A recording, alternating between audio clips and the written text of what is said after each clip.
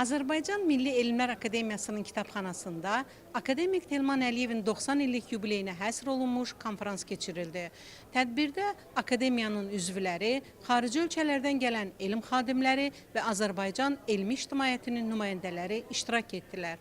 Konferansın giriş sözü ilə Azərbaycan Milli Elmlər Akademiyasının prezidenti İsa Həbib bəyli açdı. O, akademik Telman Əliyevin Azərbaycan elminə verdiyi töhfələrindən danışdı. İsa Həbib bəyli yubilərə Azərbaycan Milli Elmlər Akademiyasının fəxri fərmanını təqdim etdi. Sonra İdarəetmə Sistemləri İnstitutunun rektoru Əli Abbasov çıxış etdi. O qeyd etdi ki, çoxşaxəli elmi fəaliyyəti olan alim 1958-1960-cı illərdə Azərbaycanda informatikanın inkişafında həlledici rolu olan elektron hesablama maşınları laboratoriyasının əsas yaradıcısı və 1976-cı ilə qədər rəhbəri olub. Əli Abbasov yubilyarı təbrik etdi. Konferansa video formatda qoşulan Qaradənizə İqtisadi Əməkdaşlıq Təşkilatının baş katibi Asəf Hacıyev, akademik Telman Əliyevin elmi nailiyyətlərinin ölkəmizin inkişafındakı əhəmiyyətini xüsusilə qeyd etdi. Sonra Azərbaycan Milli Elmlər Akademiyasının vitse-prezidenti, Elm və Təhsil Nazirliyi İnformasiya Texnologiyaları İnstitutunun baş direktoru akademik Rasim Əliquliyev çıxış edərək yubilyarın elmimizə vermiş olduğu töhfələrindən danışdı.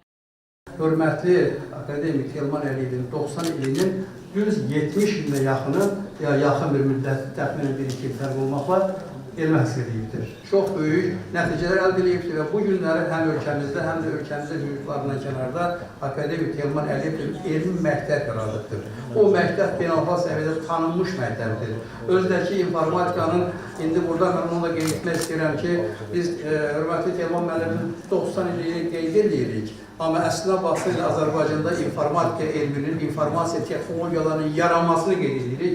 Çünki bu günləri illər əzbəri olan rəqəmsal texnologiyalar, rəqəmsal onun altına xüsusilə çiziram ki, rəqəmsal texnologiyaların əsasını hörmətli Telman müəllim 50-ci illərin sonlarında analog hesablayıcı maşınlardan rəqəmsal maşınlara keçid, onların mənimsənilməsi, onun da sonra laboratoriya çevrilməsi və uzun müddət bu işi demək, işin önündə getməsini xüsusilə qeyd etmək istəyirəm. O, akademik Telman Əliyevi təbrik etdi. Daha sonra Milli Aviasiya Akademiyasının birinci prorektoru Professor Ədalət Səmədov çıxış etdi. O, Milli Aviasiya Akademiyasının rektoru akademik Arif Paşayevin yubilyara hədiyyələrini təqdim edərək ona təbriklərini çatdırdı. Elm və Təhsil Naziri Emin Əmrullayevin akademik Telman Əliyevə təbriklərini çatdıran Elm və Ali Təhsil üzrə Dövlət Agentliyinin direktoru Ülkər Səttarova yubilyarın elmimizə vermiş olduğu töhfələrlə yanaşı, onun insani keyfiyyətlərindən də söz açdı.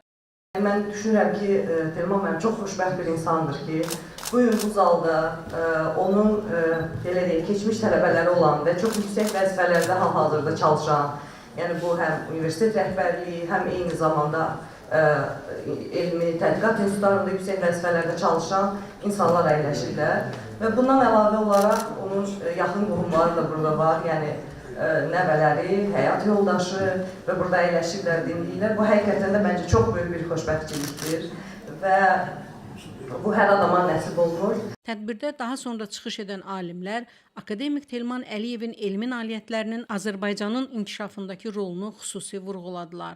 Sonra yubilyar çıxış etdi. Son dərəcə minnətdaram.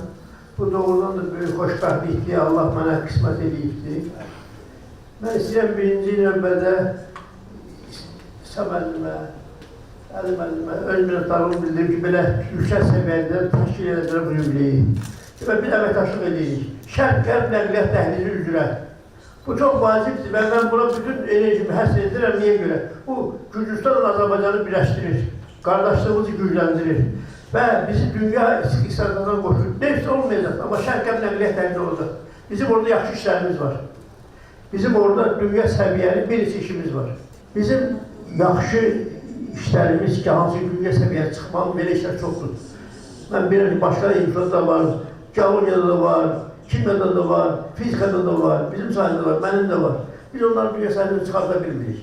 Bizim problem o deyil ki, biz pis işləyirik, yəni rezultatlar azdır, yox.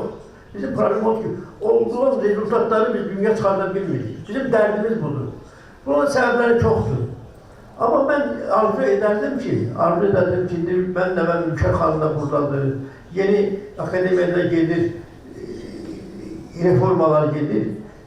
Biz çalışaq ki, Azərbaycan alimlərinin real işləri ki var ki, dünya səviyyəsinə çıxarılması mümkün, onlara kömək ilə olan dünya səviyyəsinə çıxarılsın. Mənim fikrim belədir ki, Azərbaycanda informasiya texnologiyalarının, informatikanın, kibernetik səviyyəsi kifayət qədər yüksəkdir. Bunun iki səbəbi var. Birinci vaxtilə bizim böyük alimlər əsasını qoyublar hamıdan çox əvvəl, başqa ölkələrdən xeyli əvvəl. 1955-56-cı illərdə, 58-ci illərdə, 59-cu ildə biz birinci maşını işə salmışıq. Yəni bizim babalarımız, bizim yaşlı nəsil vaxtilə Yusuf Məmmədəliyev vaxtında, yəni nəfəsini qoyurlar. İkinci dövlət tərəfindən buna həmişə diqqət olunur. Heydər Əliyev şəxsən özü bu işə çox ciddi diqqət göstərir. Və bundan sonra da hələ çox işlər görmək planlaşdırır. Çox maraqlı iş planlarım var. Konferans panel iclasla davam etdi. Mətanət Əliyeva, Oqtay Rəhimağaoğlu, TV1.